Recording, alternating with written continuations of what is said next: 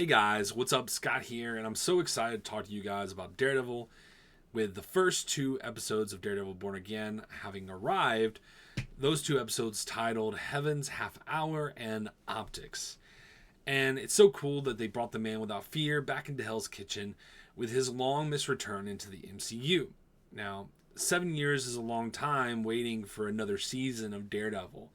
You know, especially when it's really the best character that Marvel has to offer really for us. And, they have fed us here and there with things like She-Hulk and some, other meals like Echo. But the same way I call it a meal, let's just say that some of those meals were better than others.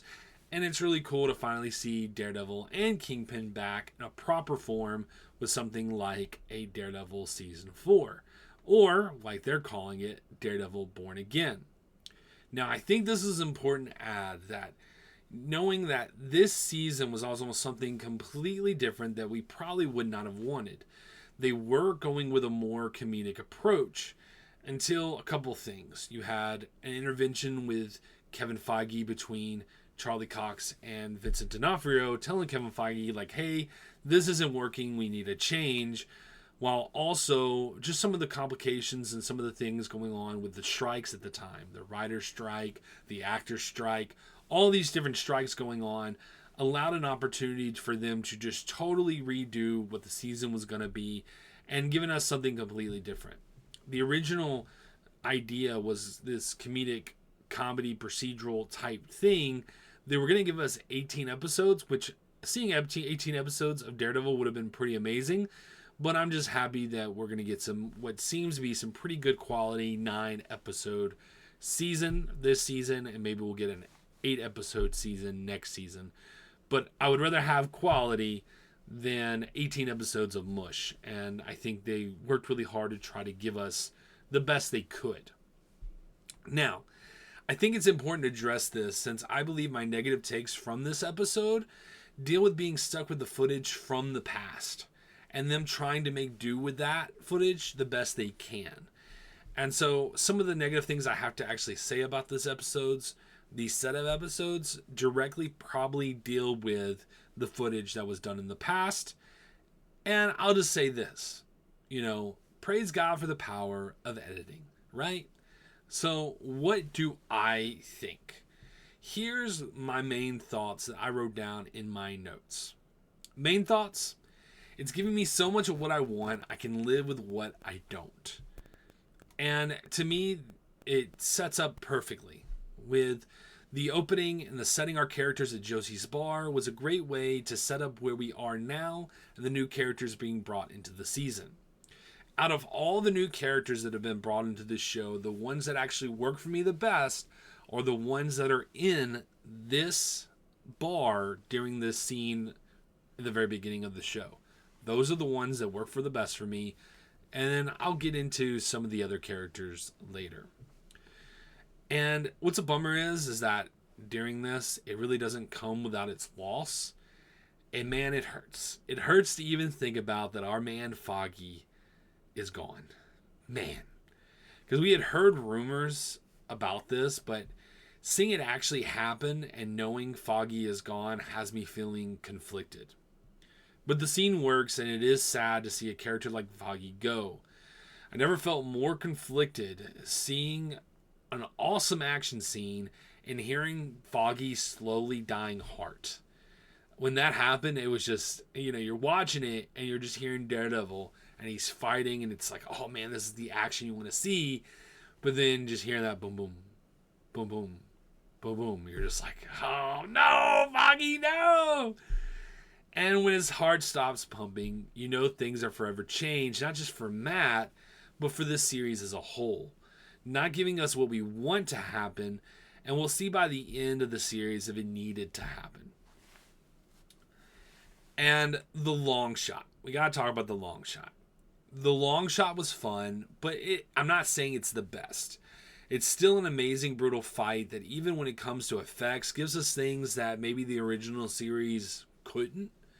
Same thing with traversal. I know some people are hating the traversal. They're saying it was too CGI. They didn't like how it was done. But to me, it was just so cool seeing Matt finally jump from rooftop to rooftop. It feels so rewarding as a fan, personally, for me. And the fact that Bullseye was killing anyone he could while fighting Daredevil was just icing on the cake of how evil Poindexter really is. The creators remembering, and this was a thing for me too, the creators remembering how the characters fight. Knowing the weaknesses of both Daredevil and Bullseye was rewarding as a nerd. The fact that, yes, Bullseye is a ranged fighter. You know, he can handle some things up close, but he is a range guy. And so that's what Bullseye's constantly wanting to do when he's fighting Daredevil. He's constantly trying to get away from Daredevil to throw things at him. While Daredevil is more of a melee guy. He can do some range attacks, but it's not like sight isn't his forte. He needs to make sure when he throws something at you, it's going to hit you. But for him, it's like, you know what? He wants to might as well just get close to you. He is a brawler. That's who Matt Murdock is. And so that was cool to see that played out in the show. You know, knowing Daredevil chooses to drop Bullseye once Foggy's heart stopped beating adds foundation for the character to set up the whole season, and also set up why our favorite character may not be around for a bit. So, you know, we knew that the original series that they were planning didn't have Foggy at all. And they've already said, the new creator of this show said that they had Foggy killed off before the show even started. And though I think killing Foggy actually might be a mistake, at least they set up why Foggy and Karen wouldn't be around. But I don't want to disregard that. Them not being around is a severely missed opportunity, and I have feelings they may correct that in the future, but I'll get into that in a second. But it's definitely missed. You know, the people that really work in this show is definitely your Kingpin and definitely your Matt Murdock.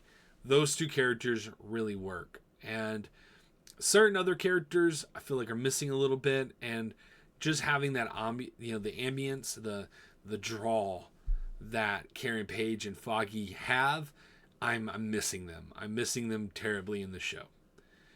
But getting back to what was going on during this part of the show, when Poindexter hit the ground, I appreciate the fear that Karen has, not knowing if that's Matt or if that is Bullseye, and actually being afraid to turn around because she doesn't want to see another one of her close friends dead on the ground. I actually appreciated they did that, and it was nice to see.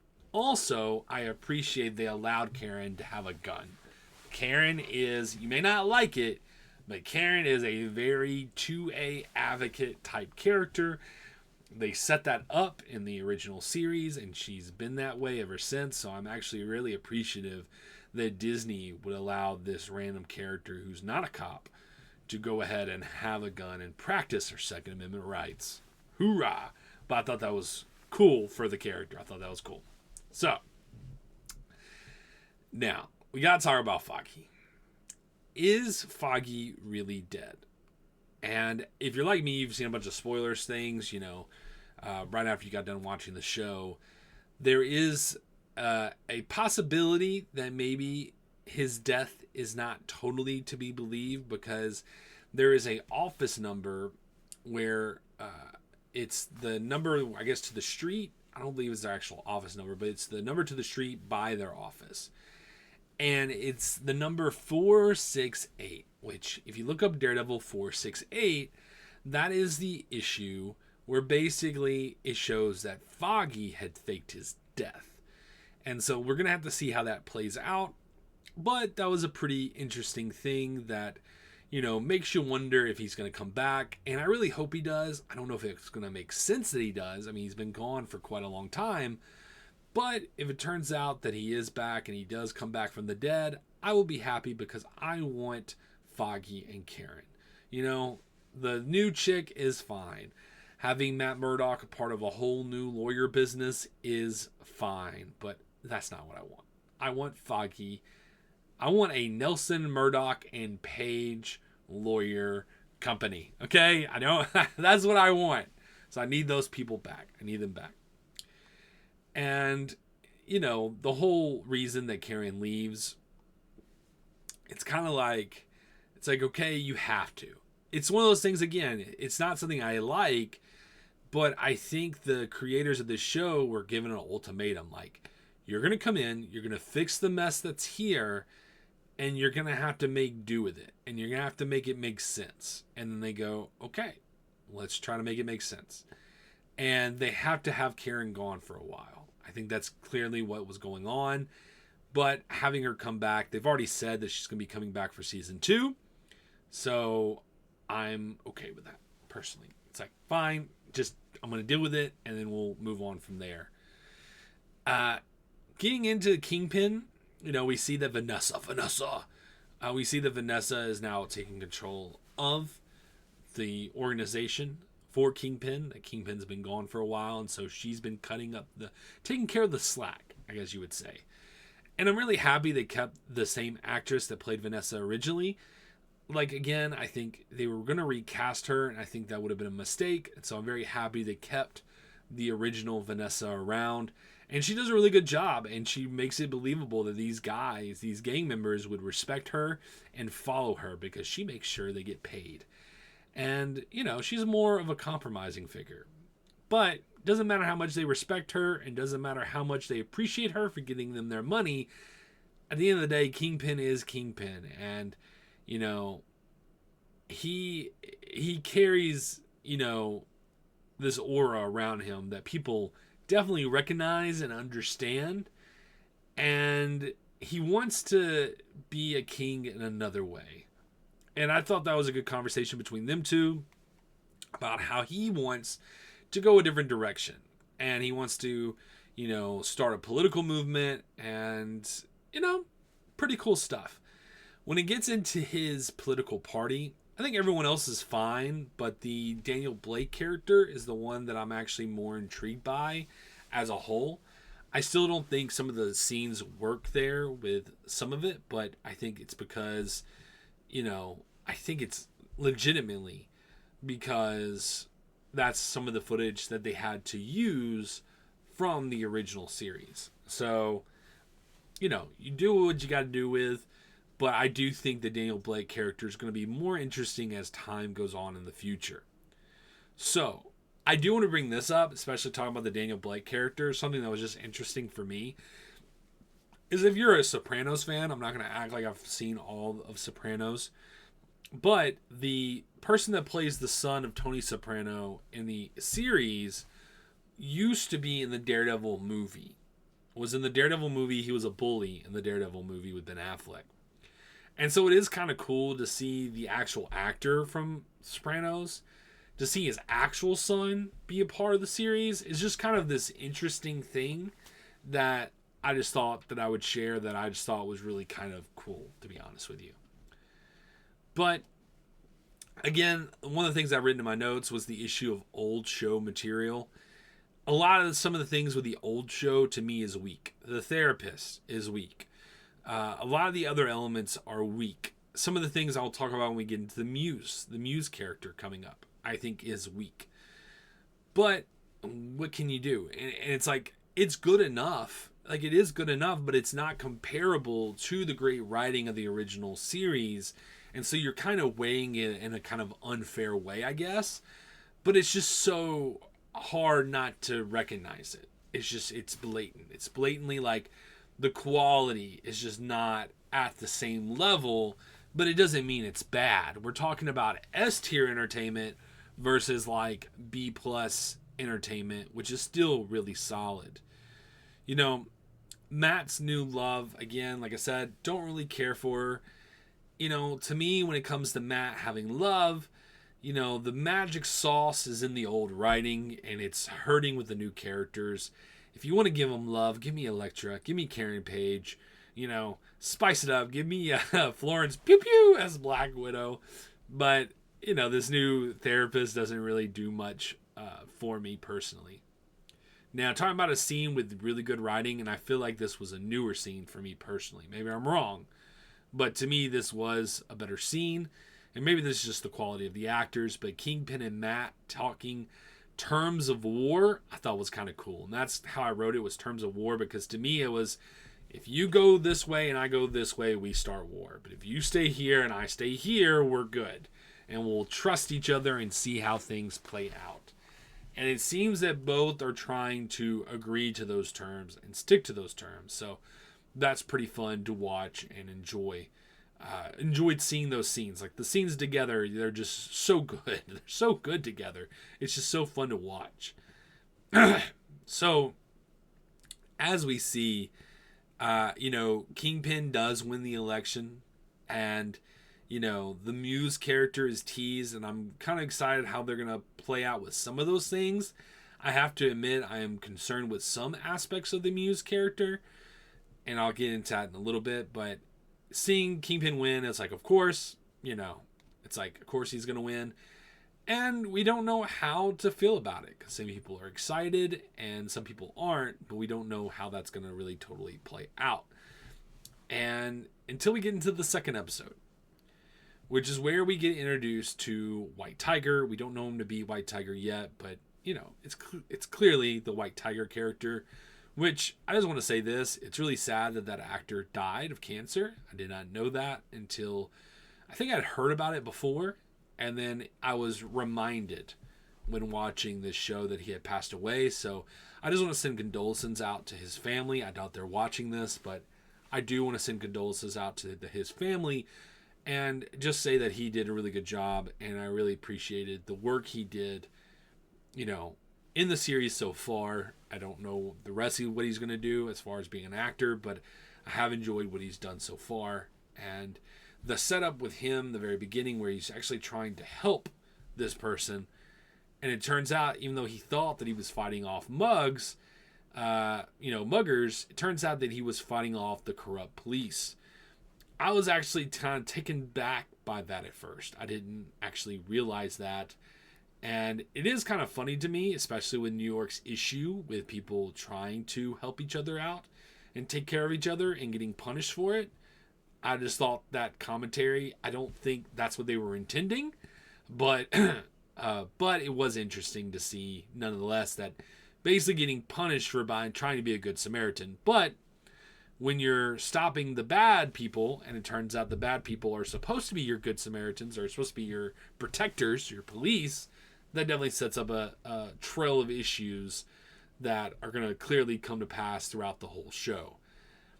Talking about another fine character, the BB Urich character is fine.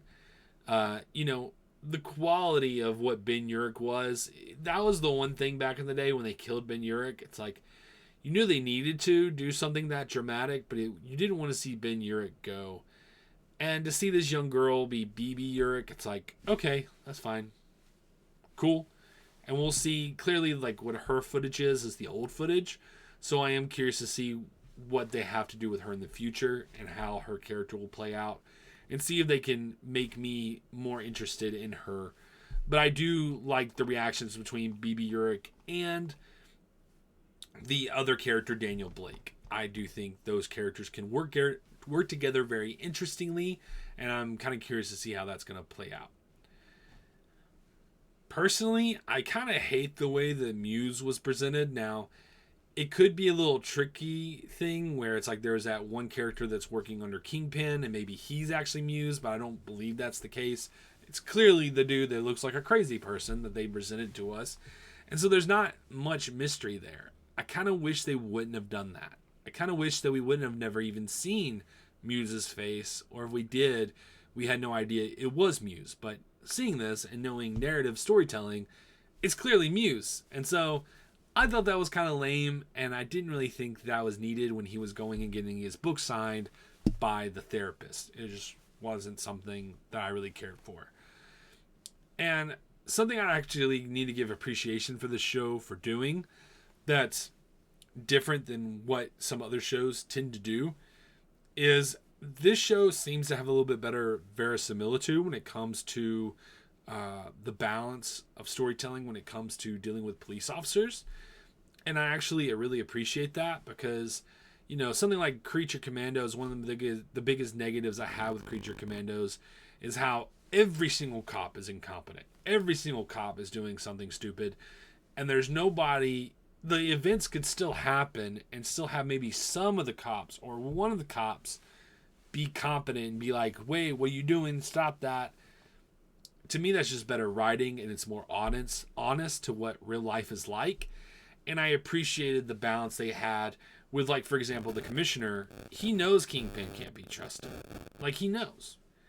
And him challenging Kingpin and saying, hey, and all the really good cops, they're coming with me too.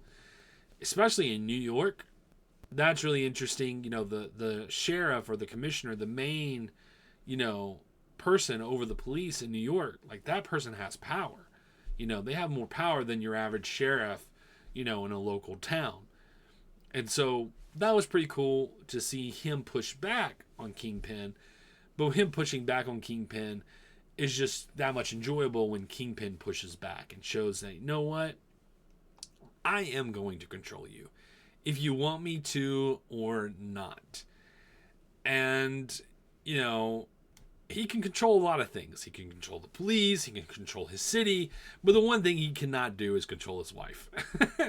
And they definitely, you know, if it's because of the old footage or whatever, they have definitely set up a scenario where maybe he is having marriage trouble with his wife, and having those moments where they're together and they're having therapy, I thought was kind of interesting, and it was fine. You know, it's fine, but hopefully their relationship rekindles, because I actually like the fact that they have a functioning relationship, even though someone like Kingpin is very not functional, personally.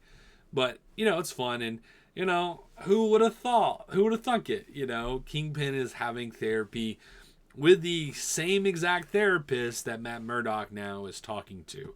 What a coinky dink, right, guys? Like, we didn't see that coming. But it was, you know, it was fine. It was fine. But the thing that I really want to get into is with Daredevil, because the original series, the one they were working on before they scrapped it and gave us what they're giving us now, you know, we weren't going to actually see Matt Murdock turn into Daredevil until, like, episode 4. And clearly we're going to see him turn into Daredevil a lot sooner than that. So just not having him as Daredevil one episode, I can live with. The fact that we're going to be seeing him turn into Daredevil a lot more often makes me much more excited for the show. And, you know, it seemed that Matt was really trying to abide by the terms. And things got a little messier and a little messier, because he talks to White Tiger and he finds out he's White Tiger and he does all the investigating he does. And, you know, he's, you know, trying to abide by the rules that him and Kingpin set forth for each other. And he starts, even when he starts to find out that maybe Kingpin isn't abiding by those same rules by using a corrupt police force. And when he gets to that house, who was the person that the White Tiger character saved, and he helps him escape, and the cops are basically being ruthless, you can tell that he's doing everything he can not to turn into Daredevil. And what's interesting is, people have talked about, is he talking to himself or is he talking to them? And it's probably a mix of both, but clearly he's talking to them, because he's like, I don't want to beat the living breaks off of you, but I don't want to die either. So I'm going to do what I need to do to live. You know, I'm going to have to live here. So, and his rage comes out, and the Daredevil is back. And, you know, as far as everything goes, like, I'm rewatching the original series with my wife right now. And watching the original series and watching the series now, like, yes, the writing is so much better in the original series. But you can tell that the writing is good in the places where you can tell that it is a new, you know, the new showrunner, the new creators over it. And nothing's bad, right? Nothing's bad, but there is just such a caliber that they were at with that original series that it's hard to compare it. You know, it's like, it's not fair. We're talking about something that's not fair here. But clearly, Daredevil Born Again is probably one of the best shows on television. Probably is the best show on television at the moment that's airing concurrently. And so, maybe beside like Invincible or something. So, it's really good. I'm really enjoying it, and I can't wait to see what else they have to offer us. But guys, what about you? Was this new season everything you were hoping it was going to be? I would love to hear your thoughts in the comments down below. But anyway, guys, without further ado, whatever you're doing, wherever you're going, I hope you're having a good one. Peace.